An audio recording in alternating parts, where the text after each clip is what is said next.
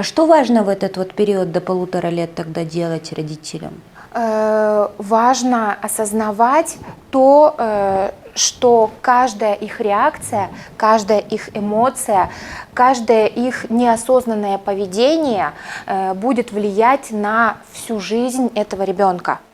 Ну, естественно, не нужно при нем ругаться, ну, условно, да, если мы так назовем, то нужно в семье соблюдать вот эту вот экологичную атмосферу, когда человек может не ругаться, а договариваться, да, когда человек, проявляя эмоции, может их вывести через шутку, не через гнев, не через агрессию, не через там, ненависть или месть там, или еще что-нибудь, да, а через шутку. Самое главное — уметь через юмор и через шутку выводить свои эмоции, уметь посмеяться над чьей-то ошибкой, над своей ошибкой, да, не принимать близко к сердцу такие вещи, которые, по сути, говорит не сам собеседник, не сам человек, который рядом, а тем более ребенок, да, то есть слова ребенка, поступки ребенка, вообще нет смысла вот так вот серьезно воспринимать, как воспринимают это некоторые взрослые.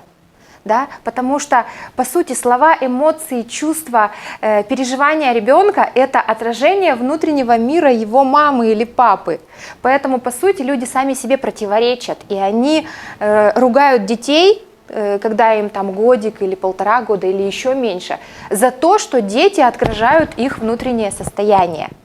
А по сути, ребенок до 7 лет отражает полностью внутреннее состояние того человека, который ну, с ним на тесной связи. Это может быть либо мама, либо папа, либо бабушка, либо там в каких-то случаях няня, если няня ну, как бы теснее, да, общается с ребенком и больше влияет на него. Вот, поэтому... Вы разве не кричите на детей?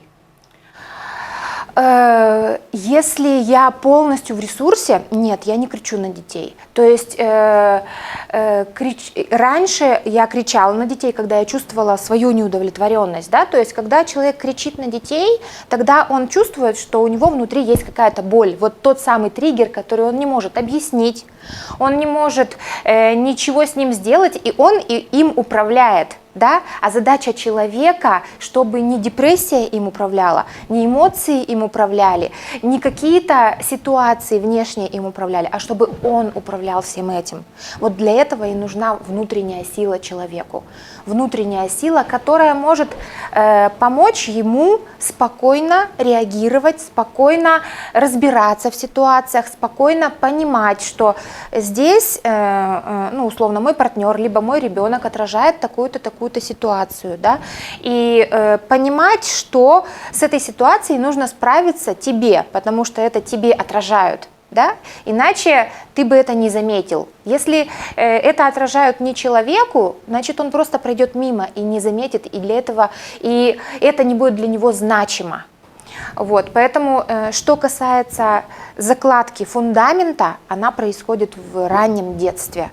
Вот. А потом с этим могут работать пока родители, пока ребенок маленький, да, чтобы ему, если даже получены какие-то травмы, чтобы ему можно было гармонично с ними справляться, да, то есть признать, что да, это сформировала я сама в своем ребенке, да, там какие-то нежелательные реакции, например. Опять-таки я говорю только в том случае, если нету никаких клинических подтверждений, да, если нету элементарно там психиатрических заболеваний, это уже лечится клинически, да, то есть это уже работа психиатра. Да, мы разговариваем с уровня психосоматики, психологии, гипнотерапии, психотерапии, да, то есть психотехнологий, с которыми можно работать, когда нету серьезных клинических случаев. Вот. Если серьезные клинические случаи, это тоже бывает, это уже лечится у психиатра. Вот. А так, если человек понимает, что это просто эмоции, да, это какие-то страдания, состояния, то с этим нужно работать осознанно, перенося внимание на настоящий момент, на то, что человеку приносит вообще счастье в настоящем моменте.